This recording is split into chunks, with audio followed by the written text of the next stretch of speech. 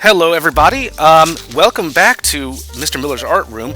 We finished reading Red Leaf, Yellow Leaf, and if you haven't seen that video yet, go to the Mr. Miller Read section in my playlists, and you can find this book and its reading. I was inspired by this book and by the fact that we are in the middle of fall, and I wanted to make an artwork based on that. I'm going to show you what we're going to need first. In order to make this artwork, we're going to need a piece of paper, oil pastels, we're going to need a watercolor pack and a paintbrush and our water cup. We're going to set these aside.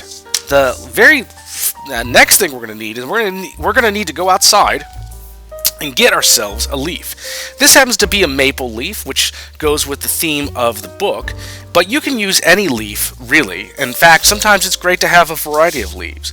What we're going to do is we're going to use these leaves to create a rubbing. A rubbing is literally what it sounds like. We're going to put this leaf underneath of our paper, and we're going to choose a color. I'm going to choose orange for the start.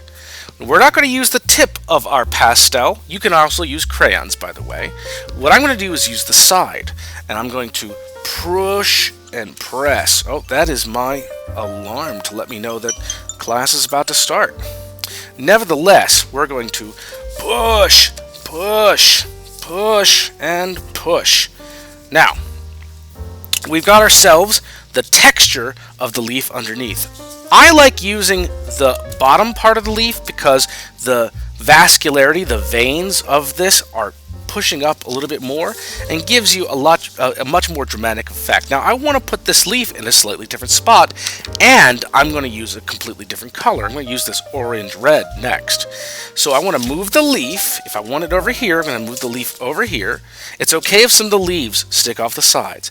Then I'm going to push, and it's okay if they overlap. In fact, that's really great. We do want that to overlap a little bit.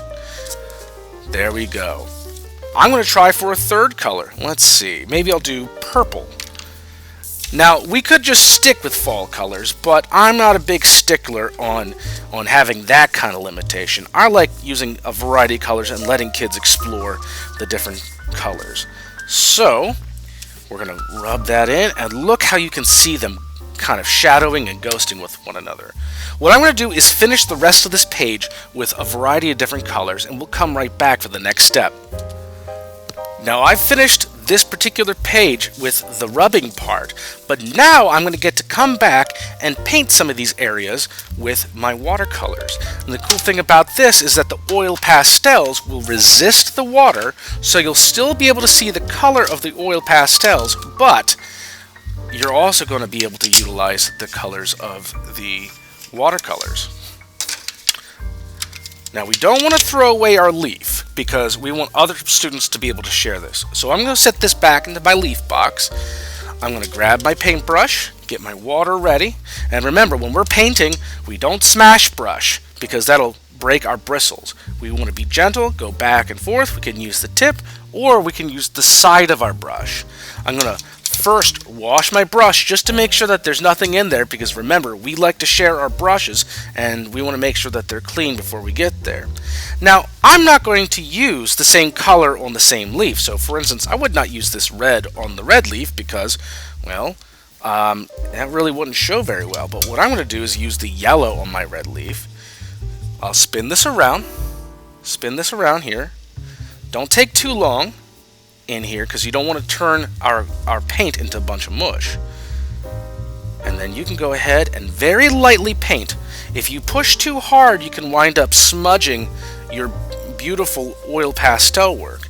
I just want to gently touch this. Remember, if you need to get that water, that paint water flowing a little bit more, one quick dip is all you need. Now what we're going to do is continue this process. I'm going to choose a variety of different colors. Maybe I'll do red in my purple area. So here's my purple flower. Maybe I'll add red in here. And you can kind of see how the water actually is sitting right on top.